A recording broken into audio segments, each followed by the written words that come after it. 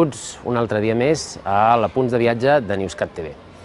Avui marxem cap al sud, a un lloc de terres més aviat desèrtiques, però amb moltíssima història. Anem concretament a Egipte. I per què? Doncs simplement perquè fa un mes, una cosa així, hi va haver una notícia molt important al diari que deia que aquest segle podria ser el segle de la revolució egiptològica amb el descobriment de la tomba de Tutankamon i concretament amb un parell de cambres que s'havia detectat que podia haver-hi allà.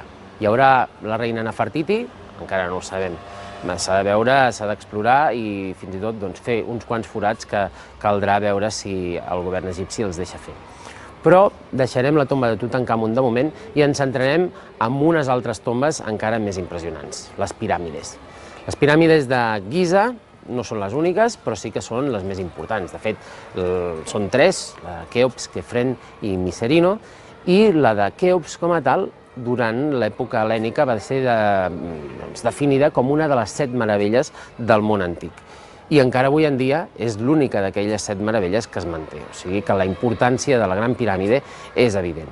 I la gràcia actual de la situació política a Egipte és que, si bé pel conflicte que hi pugui haver en el món àrab és més perillós d'anar-hi, o no, depenent de les ganes que tingui cadascú d'anar-hi, no hi va tanta gent, hi ha menys turisme i, per tant, també menys cues. Les cues quilomètriques que hi podia haver anteriorment per accedir a les piràmides, ara actualment es restringeixen a 2 o 3 persones que aniran davant teu. O fins i tot, si tens sort, pots entrar a la Gran Piràmide, com em va passar a mi, de forma totalment sola, de manera que la impressió de ser una espècie d'Indiana Jones que està descobrint un món desconegut serà molt més gran. I quan entres i comences a enfilar per un passadís fosc i tenebrós que més o menys va amb una certa inclinació pujant i pujant cap a la cambra del rei, te n'adones que realment aquests egipcis, per més que la piràmide fos del 2570, o sigui, estem parlant de més de 4.500 anys d'antiguitat, eren uns autèntics genis.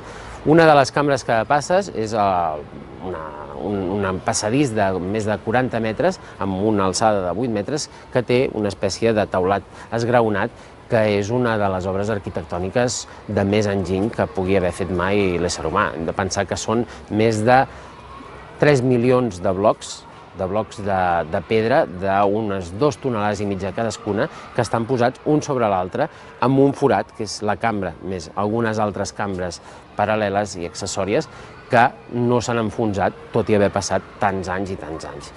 La gràcia és arribar fins al centre de la piràmide, aquesta cambra del rei, i descobrir que allà és una habitació més aviat petiteta, però que ha aguantat tot el pes de la història.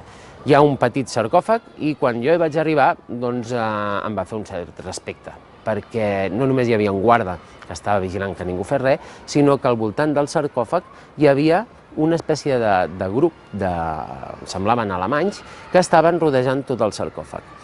I de cop i volta, del mig del sarcòfag, s'aixeca una dona, així, amb una espècie de túnica i tota la cara molt seriosa, ningú no parlava, tots estaven molt seriosos i muts, i es va aixecar i va sortir del sarcòfag com una espècie de mòmia recuperada.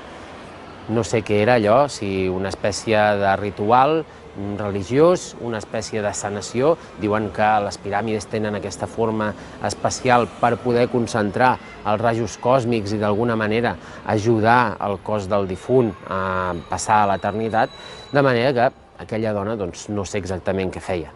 El grup va marxar gairebé de seguida i em vaig quedar sol en aquella sala mirant tot el que era al voltant i reconeixent, com haurien fet els egipcis antics, la pedra de tota aquella antiguitat.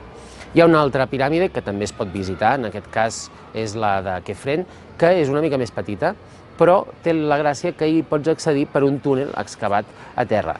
I quan arribes, finalment, també pujant per una rampa a la cambra mortuòria, on hi havia hagut el faraó, et trobes que no ets el primer, ni molt menys, hi havia hagut molts més turistes, però és que a més està tot ple de grafitis. I en concret n'hi ha un que està posat allà a la paret de la cambra mortuòria que posa justament que va ser descoberta per un italià, Belzoni, i posa exactament la data, 1818. O sigui que si vas sol i et trobes que a la cambra no hi ha ningú més, et pots sentir una mica com aquells primers egiptòlegs, aquells aventurers que es van endinsar a les profunditats de les piràmides per descobrir què hi havia dins. Malauradament, no hi havia res, ja havien arribat els saquejadors de tombes i havia desaparegut tot el tresor. El tresor potser haurem d'esperar a veure què passa amb la tomba de Tutankamon. Descobriran la tomba de Nefertiti al darrere de la de Tutankamon? No ho sabem. Potser més endavant ho descobrirem aquí, als apunts de viatge de Newscat TV.